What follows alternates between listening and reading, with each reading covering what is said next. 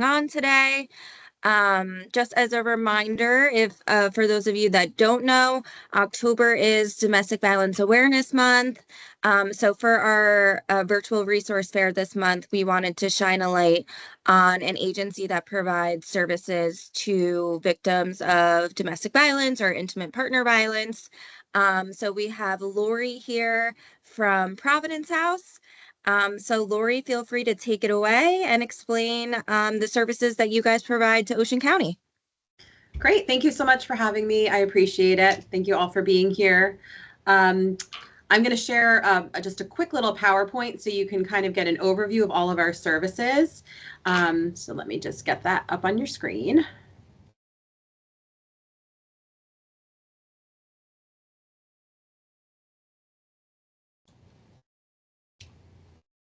Hi.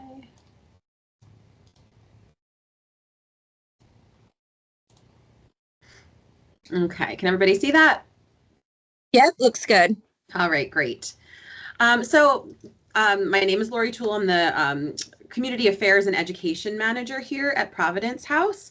I've been here about 15 years, but previous to this year, I've been working with our PALS program, which is our creative arts therapy program for children, and our trauma recovery program for clients who've experienced sexual violence within their domestic violence relationships. So this is a new role for me this year, but a lot of my work is going out to the community and educating about Providence House. So I'm here for you as a resource if you ever need anything, want more information, because obviously this is going to be a pretty quick overview.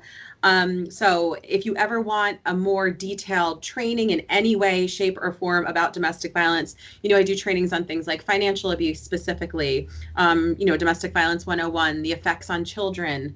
And also, like this morning, I actually already presented at 8 o'clock this morning about safety planning for seniors. So we've got a lot of different things that we can share. So I'm just going to give you an overview of what we do. Our Safe House and Hotline. I have a little virtual tour video that I'm going to show you. It's just a couple of minutes. Our wraparound services, and then hopefully leave a few minutes for any kind of questions that you might have. So we are under Catholic Charities Diocese of Trenton at Providence House, but we serve everyone. So we are just one of the programs in the 4 counties. We've got 58 programs within the 4 counties. Providence House exists in Ocean and Burlington counties. However, there's a domestic violence agency in every county, which means every county has a hotline. Every county has a 24-hour hotline and shelter. And they also have the wraparound services. Each are unique to their own county in way of what the wraparound services provide. And I'll give you our specifics. I always feel like it's important to let you know, although we're part of Catholic Charities, we're not a faith-based organization here at Providence House. We're faith-inspired, which means Catholic Charities has the grant because they want to help others. So we are serving everyone. Our staff is made up of everybody from all very diverse backgrounds. So I just wanted to give you that information as well. So we have a 24-hour hotline. That's kind of the gateway into all of our services. There's always a staff member there to answer the phone when our hotline is called. That's our hotline number right there on the slide. And then we have a shelter. So somebody might be calling our hotline because they are looking for shelter placement. They're wanting to come into shelter. They've experienced, an incident of domestic violence where they no longer feel safe where they are. So then we do a screening. We always have a supervisor on call all the time. So nobody is ever single-handedly making a decision about whether someone is coming into shelter, even if it's the program director. There's always conferenced with another supervisor. So just to kind of give you an idea of how we work, we really want to make sure that we're asking all of the right questions and helping our clients, with what they need. So we're asking, just asking a lot of different questions over the phone when someone's calling. If they're calling for shelter placement, I expect they're probably going to be on the phone for anywhere from 30 to 45 minutes, just because, we're getting a full screening of demographic information, getting lots of information about the most recent incident. And we know those phone calls can be really difficult. So our staff is trained to support people as best they can. On the hotline, safety planning is paramount in all of our services, but we start that at the hotline. See, if we do nothing else, we want to be doing safety planning on the phone when someone calls, depending on how they're calling. Someone might also be calling the hotline because they're just looking for counseling services with us, and I'll go into that in a little bit as well about what all of that looks like.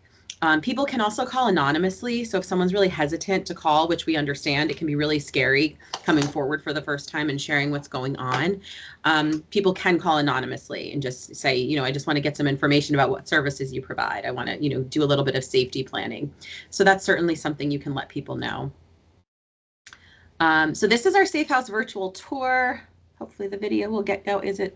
There we go. So everybody you're going to see in this video, I think it's just maybe 3.5 minutes, are all staff members. So don't think I'm showing you like children in the shelter backyard or anything like that. It's all staff members and their children.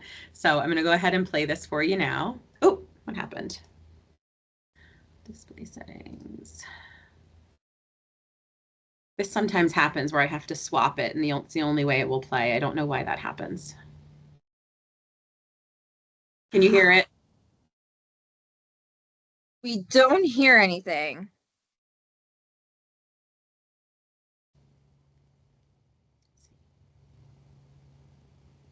Let me try that again.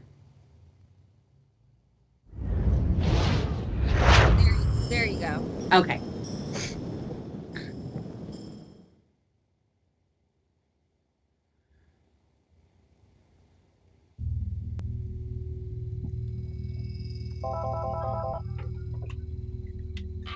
Providence House of Catholic Charities, may I help you?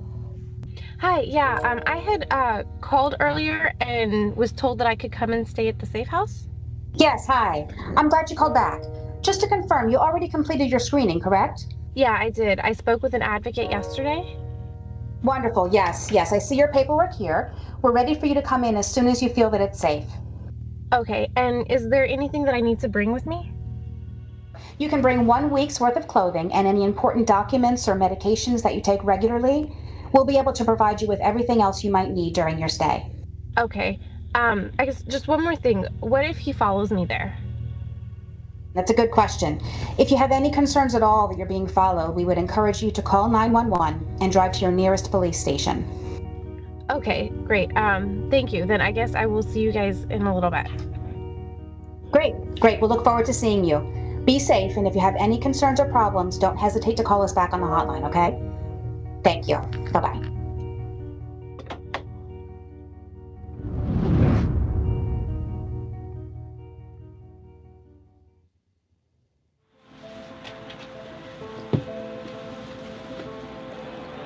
Hi, can I help you? Hi, this is Devin. I had spoken with someone earlier about staying at the safe house. Sure, one moment, please.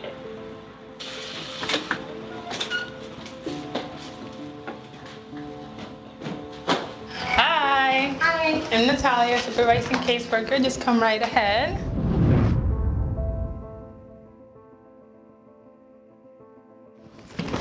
So over here we have our downstairs bedrooms. This is the bathroom for the bedrooms that are over here.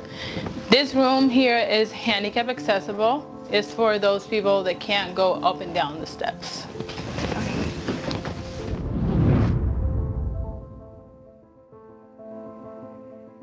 This is our backyard over here. There's definitely a lot of spots that you could just eat with yourself, or if you want to mingle, you have that space here.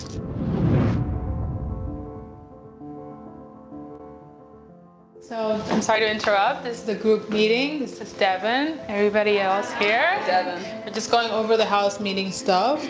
If you don't mind, we're just gonna, listen a little bit, and then I'll continue with the house tour.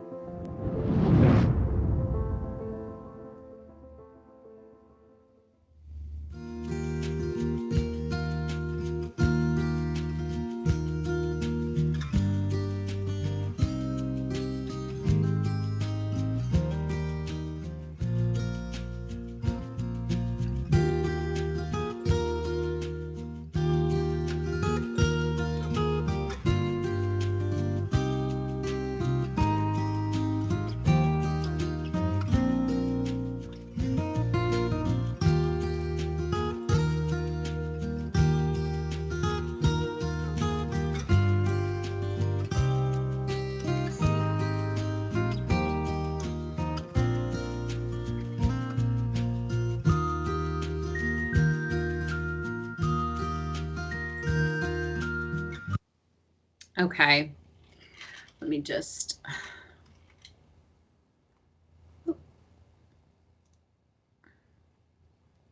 Okay, I just wanted to stop it there. You kind of get the general gist of what it looks like, but I just like to provide a visual, especially if you're talking with the family about the potential of a shelter stay.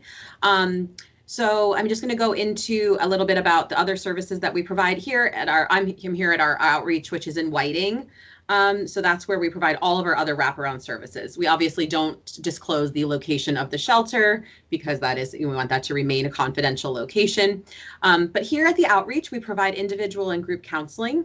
We have specific counseling for clients who are over 50 or over 60.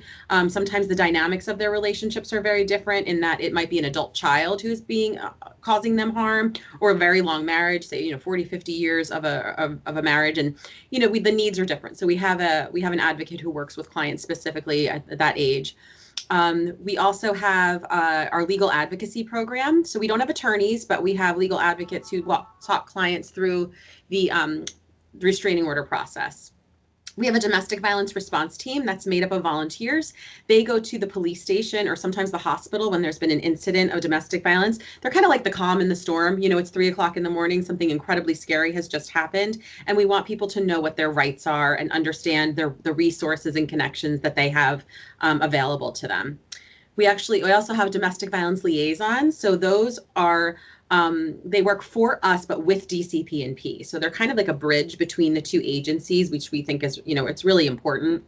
The PALS program, that stands for Peace. You see, we use a lot of acronyms. Peace, a Learned Solution. That's our children's program, our children's creative arts therapy program for child witnesses of domestic violence. We also have within outreach also one other, there's 2 therapy programs. One is the children's program, and that's for child witnesses and their non-offending parents. And then our trauma recovery program, which is for clients who've experienced sexual violence in their intimate partner relationships. The other individual and group services that we provide are psychoeducational supportive services. So just to kind of give you an overview of what we're providing. Community affairs is us doing exactly what we're doing right now, going into the community and providing education. We have a lot of groups who do fundraisers for us, which is incredibly helpful because we rely on that to kind of keep our doors open. So we work a lot with the community in way of donations and fundraisers and volunteer work. There's a lot of different opportunities when it comes to that. So most of the people, the first time they're accessing our services, they're calling our hotline. Sometimes somebody from another agency or a family member will call first, and that's fine, but we'll say, we need to talk directly with the client, with the survivor, so that we can do a thorough screening. And then if they wanted us to share any additional information with an outside agency, obviously we would need a release from that client. We obviously take confidentiality very seriously. I'm sure like you do as well. So that's a very quick rundown of our services. So I wanted to leave some room for questions about what we provide and let you know anything else that I can that I didn't cover so far. I had a quick question, just because obviously we serve youth and families in Ocean County. So just like looking at it through a family lens, I saw in the video that like children were in the backyard. Does that mean that they're allowed to stay at the safe house as well? Yeah, so we will house up to 27 women and children in the house, and then anybody else that's a survivor where the house is maybe not the right fit, we'll place in motels. So let's say a male survivor is calling, or maybe somebody who identifies as non-binary and being in a house with women and children doesn't feel comfortable. Also, we might, if someone comes and they say my child is on the autism spectrum and I can't imagine them sharing a space with that many people, it's not going to be a good fit, we're going to place in a motel. So our clients, the general stay is like 30 to 45 days in the shelter, and we have a housing navigator who's going to be working directly with the clients and the family to try to help them figure out what's next. Also, say they're coming from a town, say they don't have a vehicle, or they're coming from a town that's a little further away. All of the schools are obligated to bus the children into their school when they're sheltered. So nobody's going to be missing school. We make sure that we have a children's advocate as well. So the children's advocate works directly with the kids in the shelter. It can be, a really scary experience. Suddenly you're not in your home. Something really scary just happened. So we've got the advocate there who works directly with the kids, doing some groups and individual work, to provide them supportive space and obviously space to play and be a kid. So yes, we've got lots of kids in the shelter all the time. And people sometimes come just with like the clothes on their back because they've had to flee a really scary situation. We provide all of the clothing that they need, all the toiletries and all of the food. So everything that they need is going to be at the shelter. That's so amazing, so helpful. That was my next question about kind of like transition planning and lengths of stay. So that's definitely helpful to know. Good. Anybody else? Any other questions for Lori or Providence House as a whole? Oh, one other thing that just popped into my mind. Sure. We also serve a large Spanish speaking community. Are you able to meet the needs of that community as well? Yes, so we have Spanish-speaking workers at the hotline. If they're not working at that time, we'll use the language line. But they will, say somebody comes into shelter, they're going to be provided with the Spanish-speaking advocate is going to be someone that they're able to work directly with. We've also had people speaking lots of other different languages, and obviously we have to utilize the language line as best that we can in those sorts of situations. And then try to get them connected to other resources as well to make sure that they're really getting the comprehensive help that they need. But obviously, sometimes we're single shifted, so there's not always somebody there that's able to speak Spanish. So we do utilize the language line when needed. Great. Yeah. Well, if there's no other questions, thank you so much, Lori. This Thank was you. so informative and beneficial. And just so everyone's aware, Providence House will be at our fifth annual domestic violence vigil next week. So we're really looking forward to that. Yes. Yeah, we're looking forward to it as well. All right. Thank you so You're much. welcome. Thank you. Have a great day. Nice to see you all. See you next Bye. week. Bye-bye.